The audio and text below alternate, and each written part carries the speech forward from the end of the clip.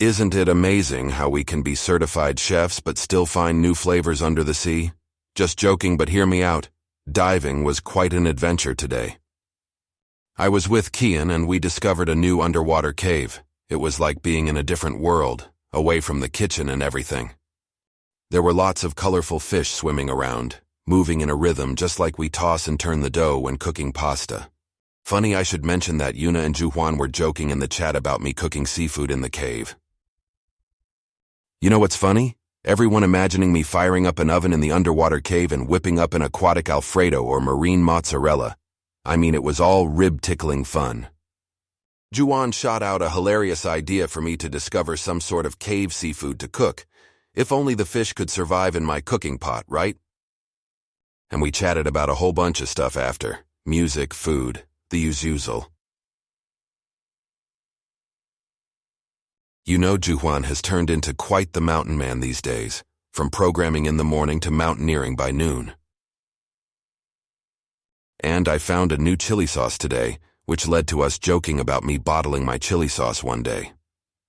Speaking of which, since you are my taste tester, brace yourself for our next kitchen experiment, my friend.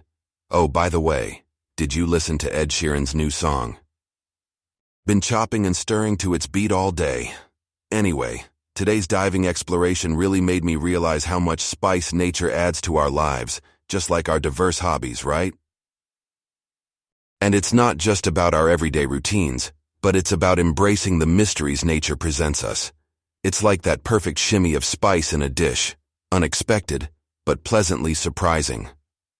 So next time when you take a spoonful of my spicy pizza, remember it's not just chili but the spice of life, my friend. Anyways, I gotta give my attention to the dough now before it decides to run away from me. You know what they say, you gotta keep your eyes on the dough. So I will catch up with you later, bro. Can't believe Brian tackled my chili sauce recipe today. Remember the ghost pepper one? He loved it. Well, his eyes watered and his face went a few shades pinker. But who can resist good spice, huh? You remember experiencing the full-blooded Korean dining etiquette for the first time. The banchan with its myriad of sides, generous portions, and of course, beverages to gulp all those down. Well, that's what I did with Brian today. Shared the knowledge on Korean dining etiquette, of course not before making him survive my chili sauce.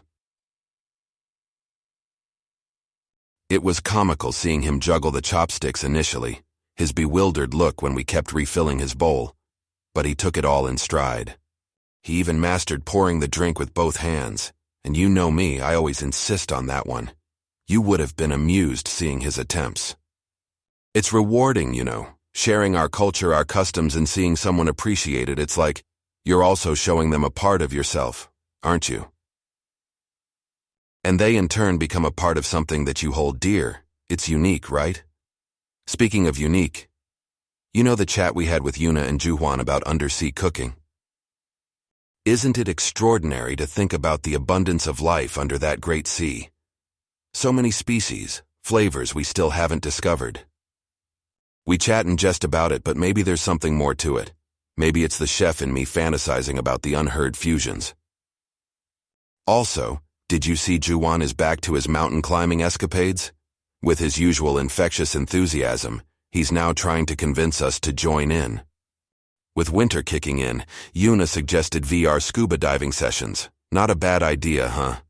It's amazing how technology helps us experience the thrills of nature in the warmth of our living rooms.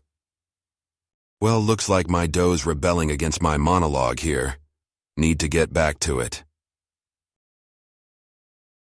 You know what's funny?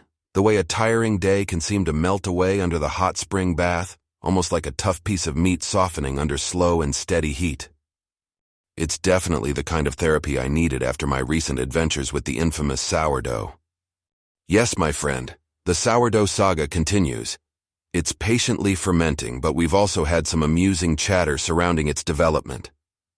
I shared my dough dilemmas with Yuna and Juhwan, and well, they took it in stride with their ever-witty comebacks.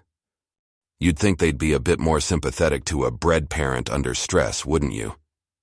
But no, they had a field day making light of my dough dilemmas. Juhwan even suggested we start a Joy of Stress baking club. Can you believe that?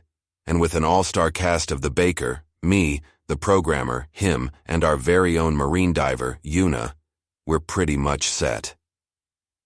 Juwan has been making strides into mountaineering, a total switch from his coding duties. So he suggested we read a new book on the subject. And I said, why not? Maybe it could breathe some fresh air into our chat and give me a break from dough patrol.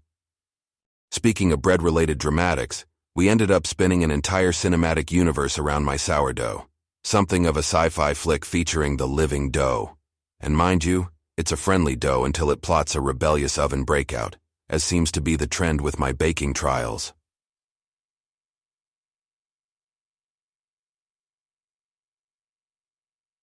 You see, this is the kind of banter we chefs endure. Diving below the sea, climbing atop mountains, and navigating the sourdough saga, our chat threads are quite lively, aren't they? Who ever thought our professions could cross paths in such quirky ways? And yet, amidst all this playful banter, there's a thread of sincere camaraderie we've woven. Doesn't it feel warm? Oh, speaking of warmth, you remember how we've always wanted to try out the hot springs? Well, I did it today, and it was fantastic. It was the perfect wind down after all this daily hullabaloo, and nothing beats the comfort of soaking into nature's spa, returning achy muscles back to dough-like softness. Just the rejuvenation therapy I needed. So, my friend, perhaps a hot spring trip together soon, once the bakery becomes a bit more manageable. It could be the next chapter of our social saga. We've got the mountains and the sea, and next could be a hot spring haven. What do you think?